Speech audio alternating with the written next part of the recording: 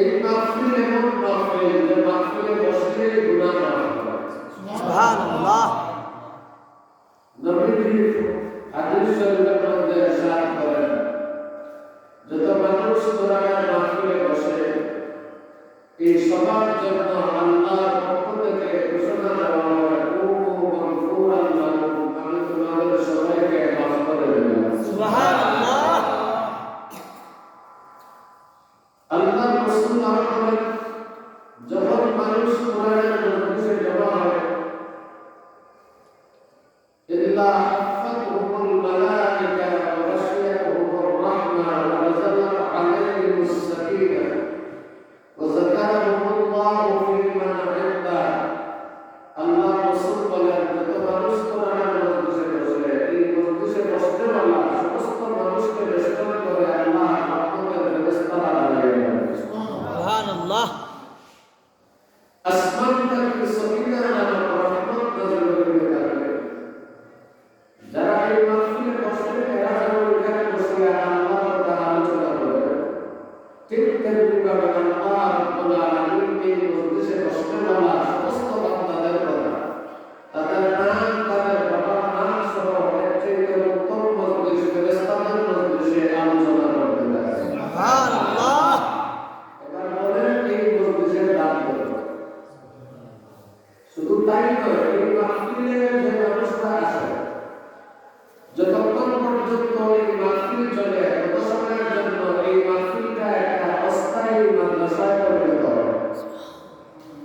মাদ্রাসায় যেমন একজন উস্তাদ থাকেন আর একজন ছাত্র থাকেন, এই মাহফিলে ঠিক তেমনিভাবে একজনে আলোচনা করেন আর একজন আলোচনা শুনেন।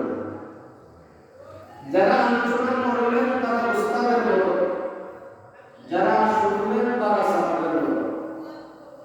আল্লাহ রাসূল সাল্লাল্লাহু আলাইহি ওয়াসাল্লাম বলেন, দ্বীন শিক্ষার জন্য কোন মানুষ যদি ঘর থেকে বাইরে হয়, ঘর থেকে বাইরে হওয়ার সাথে সাথে প্রত্যেক পিতা শুরু করে সমুদ্রের মাছ পর্যন্ত এই মানুষটার জন্য দোয়া করবেন। সুবহানাল্লাহ।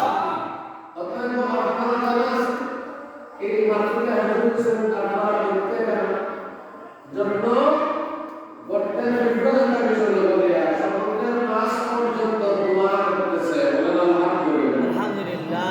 আল্লাহ রাসূল সাল্লাল্লাহু আলাইহি ওয়াসাল্লাম বলেন, তালিবুল ইলমের জন্য আল্লাহ পুরো তৈরি ফেরেশতারা তাদের পায়ের নিচে ডানা বিছিয়ে দেন।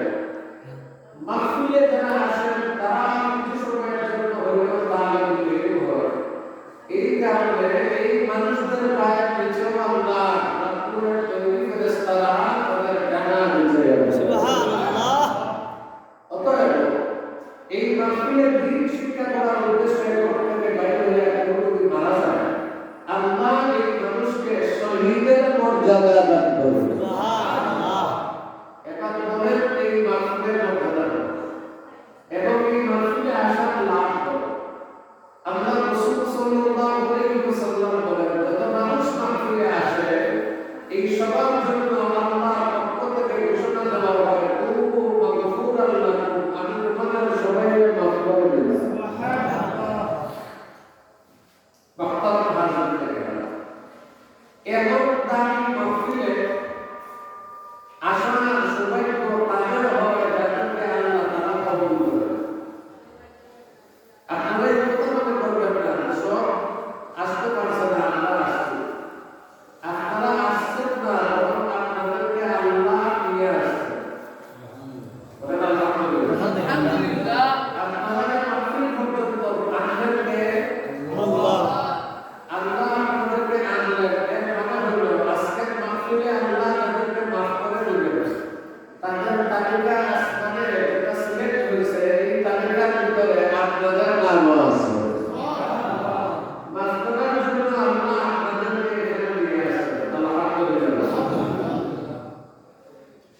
এই জন্য কবি বলেন, আমিল্লাহ মাহফিলিয়াত সরতেনেস, আমিল্লাহ মাহফিলিয়াত সরতেনেস, বলকে সরতে কামিলিয়াত দামেউ। কবি বলেন, কোন মানুষ নিজের যোগ্যতা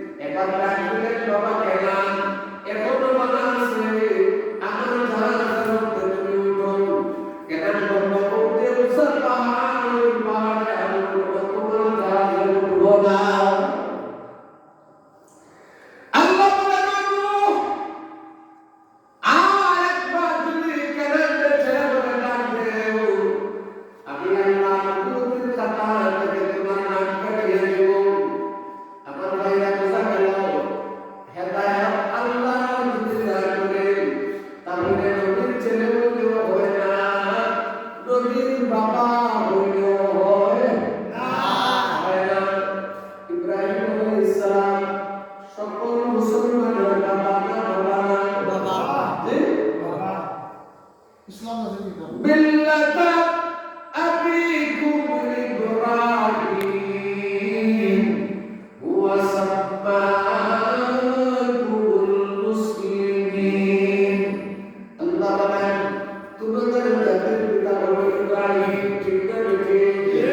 মুসলমানদের জাতির পিতা ইব্রাহিম, অথচ ইব্রাহিম আলাইহিস সালাম তার পিতা আজরকে মুসলমান বানাইতে পারেন না।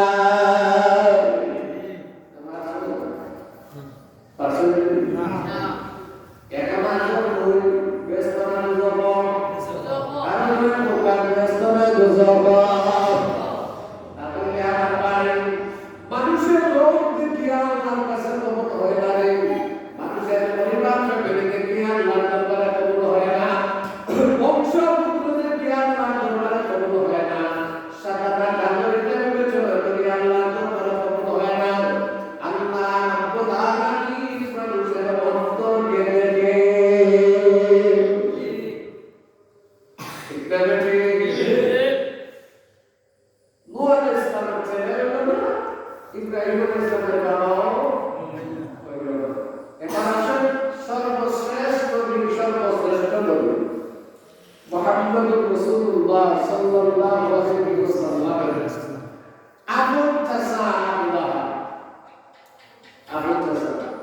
আবু লাহাবের ঘর ছিল নবীর ঘরে একেবারে পাশাপাশি, চালার সাথে চাল লাগায়। কিন্তু আল্লাহ নবীকে দিন দাওয়াত দিলেন, তাদেরকে গোষ্ঠীর সবাইকে জমা করে আল্লাহ নবীকে দিন কালেমা দাওয়াত দিলেন। আবু লাহাব সর্বপ্রথম বলল, তাকবাল লাকা ইয়া মুহাম্মদ আলী হাযা জামাআতানা, ও মুহাম্মদ তুমি ধ্বংস হয়ে যাও, এই কারণে কি আমাদেরকে জমা করছো? আল্লাহ তার বিরুদ্ধে সূরা নাযিল করলেন, তাকবাল ইয়াদা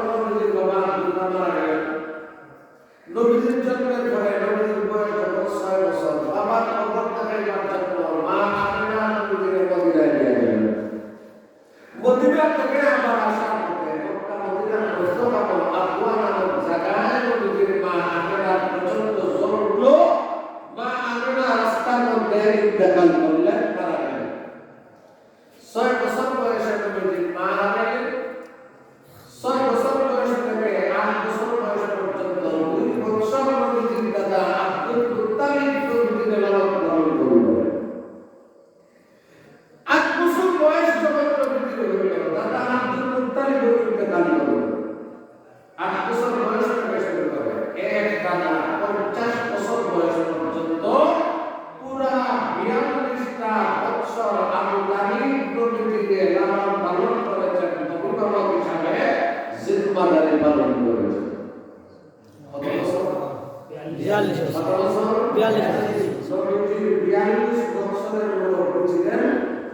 আবু তালেব। এই আবু তালেব নিজের সন্তানদের চাইতেও নবীকে বেশি মহব্বত করতেন। এমনকি আবু তালেব কাফির বেঈমানদের মোকাবেলায় নবী এবং কাফিরদের মাঝখানে একটা দেওয়াল ছিলেন। কাফিররা আবু তালেবের কারণে নবীকে আক্রমণ চালাইতে ভয় করত। এই জন্য মক্কার কাফিররা আবু তালেবের কাছে প্রস্তাব নিয়ে গেছে, ওই আবু তালেবকে তোমার ভাতিজা মুহাম্মদের কাছে গিয়ে বলো, তোমার ভাতিজা মুহাম্মদ আমাদের দেবদেবীর বিরুদ্ধে যে কথা বলেন, তোমার ভাতিজার প্রস্তাব জানাও। ভাতিজা মুহাম্মদ যদি মক্কার বাদশা হইতে চায়, আমরা সবাই মিলে তার বাদশা বানাই দেব। ভাতিজা মুহাম্মদ যদি সবচেয়ে বড় নবী হইতে চায়, আমরা সবাই মিলে সবচেয়ে বড় নবী হয়ে যাইব। ভাতিজা মুহাম্মদ যদি বড় নেতা হইতে চায়, আমরা সবাই মিলে তার নেতা বানব। ভাতিজা মুহাম্মদ যদি সবচেয়ে সুন্দরী মেয়ে বিয়ে করতে চায়, আমরা সবচেয়ে সুন্দরী মেয়েটা তার কাছে বিয়ে দিব। এরপরে যেন লা ইলাহা ইল্লাল্লাহ নামাজ যেন না দেয়। আবু তালেবের কাছে প্রস্তাব করলো কাফিররা, কারা? যারা লোকা কারা? কাফিররা। আবু তালেব নবীর কাছে বললেন, ভাতিজা মুহাম্মদ, মক্কার নেতারা তোমার কাছে এরকম একটা প্রস্তাব দিছে, তুমি যদি নেতা হইতে চাও তারা নেতা বানাবো, বাদশা হইতে চাইলেও বাদশা বানাবো, ধনী হইতে চাইলেও তোমার সঙ্গে মিলে আসা থেকে ধনী বানাইবো। এরপরেও তুমি যেন লা ইলাহা ইল্লাল্লাহ তাওয়াক্কা বন্ধ করে দাও। আল্লাহ নবী বলেন, চাচা, ও চাচা বুতানি, আমার সবচেয়ে বড় নেতা বানানো দূরের কথা, আমার নবী বানানো দূরের কথা, আমার বাদশা বানানো দূরের কথা। চাচা, আমার বাইরে যদি আসমানের সূর্য আনিয়া দেয়, বাম হাতে যদি আসমানের চন্দ্র আনিয়া দেয়, এরপরেও লা ইলাহা ইল্লাল্লাহ তাওয়াক্কুল হবে না। মাহতারাম হাজিরিনে কেরাম, আবু তালেব তখন নবীকে বললেন, ভাতিজা মুহাম্মদ, তুমি তোমার দাওয়াত দিতে থাকো, আমি তোমার সহযোগিতা করব। তাহলে আবু তালেব নবীর সহযোগী ছিলেন নবুয়তের আগেও নবুয়তের পরেও। এমনকি নবীজির 3 বছর কাফিররা গোষ্ঠী সুদ্ধা শিয়ামে আবু তালেবের কারাগারে বন্দী করে রাখছে।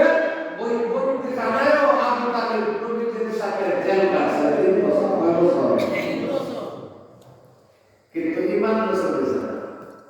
নবীজির জন্য একটা কষ্ট হয়েছে, কিন্তু ঈমান নষ্ট হয়েছে না। 3 বছর যখন শিয়ামে আবু তালেবের জেল কাটলো, আবু তালেব নবীজির সাথে শিয়ামে আবু তালেব থেকে বাইরে হওয়ার পরে আবু তালেব সুস্থ হয়ে গেলেন। তার ইন্তেকাল যখন নিকটবর্তী হয়ে গেল, মরণের সময় যখন হইল, তখন আল্লাহ নবী আবু তালেবের কাছে উপস্থিত হয়ে বললেন, চাচা, একবার শুধু আমার কানে কানে হইল বলো লা ইলাহা ইল্লাল্লাহ, তাহলে আমি তোমার সুপারিশ করতে পারব। আল্লাহ নবী আবু তালেবকে যখন বললেন, চাচা, একবার হইল আমার কানে কানে বলো লা ইলাহা ইল্লাল্লাহ, আবু জাহেল বলল, আমি তালেব মরণের সময় বাপ-দাদার জন্মটা ছাড়িয়ে যাইতেন। নাউজুবিল্লাহ। আবু জাহেল কয়, আবু তালেব মরণের সময় বাপ-দাদার ধর্মটা বাদ দিয়ে এখন তাই মানুষের এমন কথা আলোচনা করবে যে আবু তালেব মরণের সময় বাপ-দাদার ধর্ম ছাড়িয়া ভাতিজা মুহাম্মদের ধর্ম নিয়ে কবরে গেছেন। আবু তালেব নবীজির কথা শুনলেন না, আবু জাহেলের কথা শুনলেন। আর নবীজিরে জানাইয়া দিলেন, ভাতিজা মুহাম্মদ রে, আমি আমার বাপ-দাদার ধর্মের উপরে তাকিয়ে মরতে চাই। মাহতারাম হাজিরিনে কেরাম, আবু তালেব ঈমান গ্রহণ করলেন না, মুসলমান হইলেন না। এই অবস্থায় আবু তালেব কবরে চলে গেলেন। আল্লাহ নবী তারপরে মদিনা সরকার দো আলম সাল্লাল্লাহু আলাইহি ওয়াসাল্লামের মনের মধ্যে বড় কষ্ট শুরু হইল। আর যে চাচা আমারে ৪২টা বছর পর্যন্ত আমার পিছনে কষ্ট করলো, যে চাচা আমার জন্য এত শ্রম দিল, আজকে এই চাচা কালেমা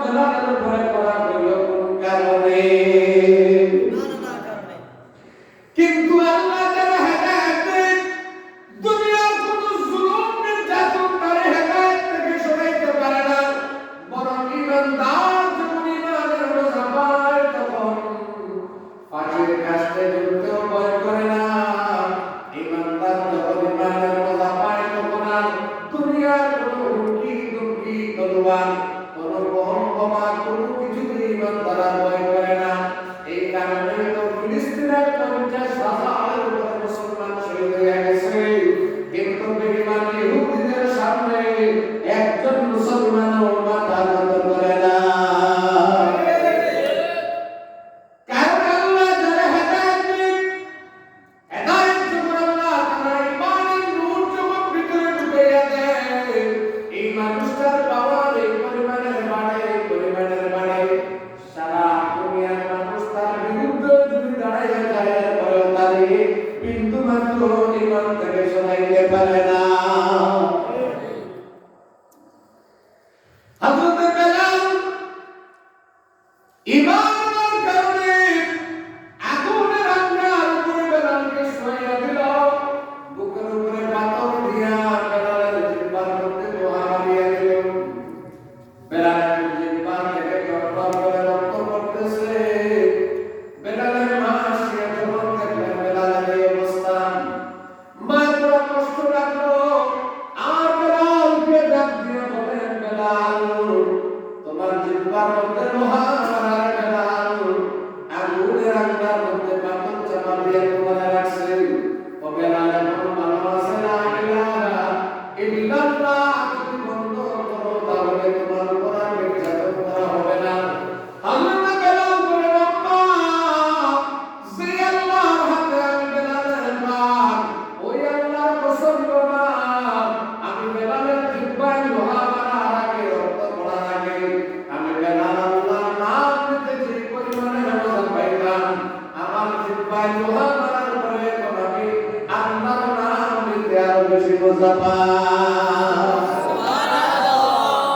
अल्लाह अल्लाह क्या मुबारक नाम है अल्लाह अल्लाह आशिकों का काम है अल्लाह अल्लाह क्या मज़ेदार नाम है अल्लाह अल्लाह आशिकों का काम है তাহলে বোঝা গেল বেলালের উপরে তো জুলুম নির্যাতন করার পরে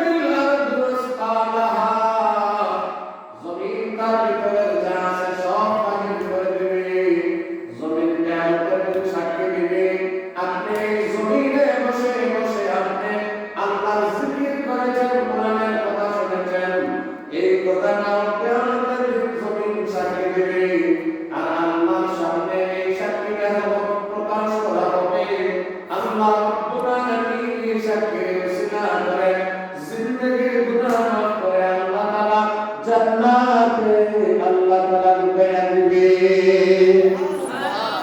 সুবহানাল্লাহ সাথে সম্পর্ক রাখা লাভ আলেমদের সাথে সম্পর্ক রাখা লাভ আমার ভাই এই সম্পর্ক সবাই রাখতে পারে না সব মানুষ মাদ্রাসা পছন্দ করে না সব মানুষ আলেম পছন্দ করে না ঠিক না বেঠিক এই দেশে এমন নাস্তিক বেঈমান আছে যারা মাদ্রাসা পছন্দ করে না বরং মাদ্রাসার বিরুদ্ধে সবসময় লেখালেখি করে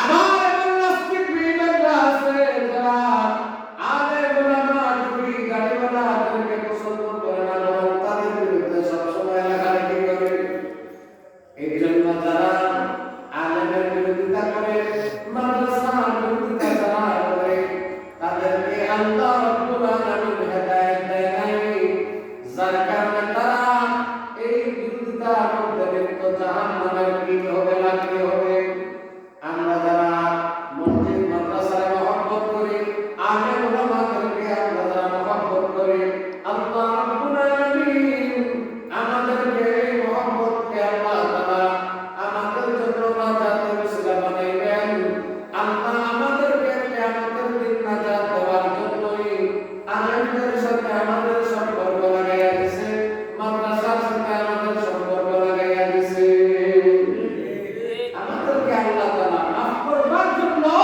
হেদায়েত দেওয়ার জন্য কিয়ামতের দিন নাজাত দেওয়ার জন্য মাদ্রাসা আলেম ওলামা সাথে আমাদের সম্পর্ক লাগাইয়া দিয়েছেন বলেন আলহামদুলিল্লাহ আল্লাহ নবী বলেন তুমি যদি জাহান্নাম থেকে বাঁচতে চাও তাহলে চার দলের যে কোনো এক দলে ঢুকো ওই দল চার দলের যে কোনো এক দল হও আল্লাহ নবী বলেন হও আলেম হও আর না হয় আলেমের ছাত্র হও আর না হয় আলেমকে সাহায্য করনে वाला হও আর না হয় আলেমকে মহব্বত করনে वाला হও এর বাইরে তুমি যাইবে না অর্থাৎ তুমি নিজেও আলেম হইলে না আলেমের ছাত্র হইলে না আমার আলেমকে সাহায্য করবে না দিনের কাজে আবার আলেমকে মহব্বত করবে না তাহলে তুমি জাহান্নামে যাওয়া ছাড়া আর কোনো উপায় নাই এই জন্য আমরা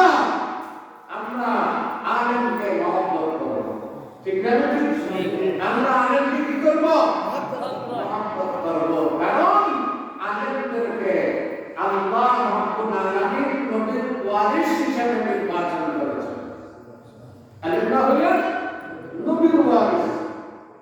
নবীর ওয়ারিস যারা উত্তরাধিকারী যারা তাদেরকে সরকারি দল আপনি দেখবেন এই যে আলেম ওলামার সাথে যদি আপনি মহব্বত রাখেন সম্পর্ক রাখেন আল্লাহ রাব্বুল আলামিন এটা কিয়ামতের দিন নাজাতের ওসিলা বানাইয়া দিবেন মাহতারাম হাজিরিন কেরাম আপনারা সব দাওয়াত হতে আসেন আমি আইয়া আমার দাঁড়া গেছি ঠিক না সব বাইরে গেছে আবার আপনারা কষ্ট করে আসেন এই ছাত্র ভাই এবং সারাদিন ধরে মেহনত করেন তারা একটু ঘুমাইতে বসে যার কারণে আমি আমার কথা লম্বা করব না আল্লাহ যা আলোচনা হইল এগুলো আমল করার তৌফিক দান করেন সবাই বলে না আর বলে